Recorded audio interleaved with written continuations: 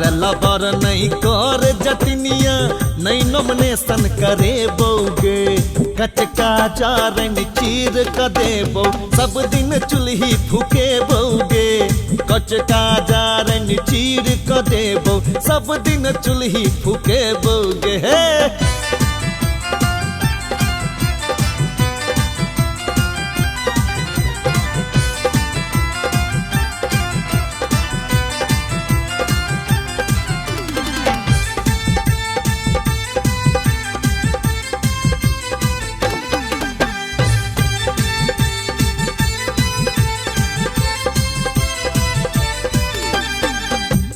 मजी है बर्तन बासन हो रही चाय बनबी है रे हम रहबो योजना में बाझल तो बच्चा के खेलबी हो रे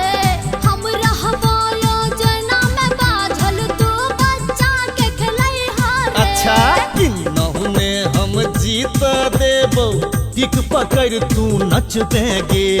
हम मरद सब मेंटेन करब हमर सेवा करी है गे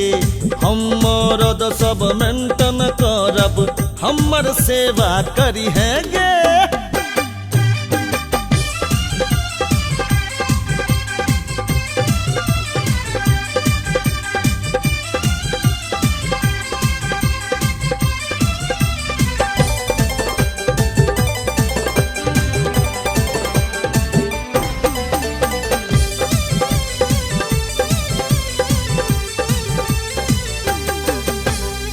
हमरे सासर गन्ना है वे परगना में आदर रे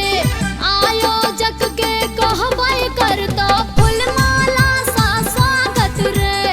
आयोजक के कहबै करतो फूलमाला सा स्वागत रे अच्छा वीडियो सौकन फुसकी कर में ग्राम सेवक तर घुसकी गे वार्ड मेंबर जो लब लब करतो भुला देबै कन पटी गे वार्ड मेंबर जो लब लब करतो भुला देबै कन पट्टी गे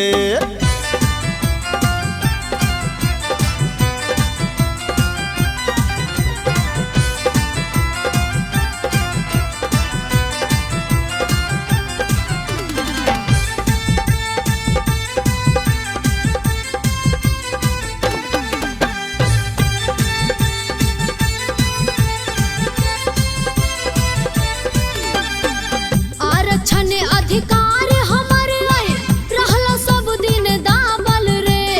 एकर विरोध ज करबे रे जटवा दुनिया कहतो पागल रे एकर विरोध ज करबे रे जटवा दुनिया कहतो पागल रे बिन लड़ने हम एमपी हेबो बिन पढ़ने हम एसपी गे मुखिया पति हम एमपी जटिनिया सरपंच पति हम एसपी गे कचका जारन चीर क देबो सब दिन चुल्ही फूके बोगे तू रहबे मुँह तकवा वोटर हम मुखिया बन जेबै रे कचका जारन चीर क देबो सब दिन चुल्ही फूके बोगे तू रहबे मुँह तकवा वोटर हम मुखिया बन जेबै रे कचका जारन चीर क देबो सब दिन चुल्ही फूके बोगे हम मुखिया बन जेबै रे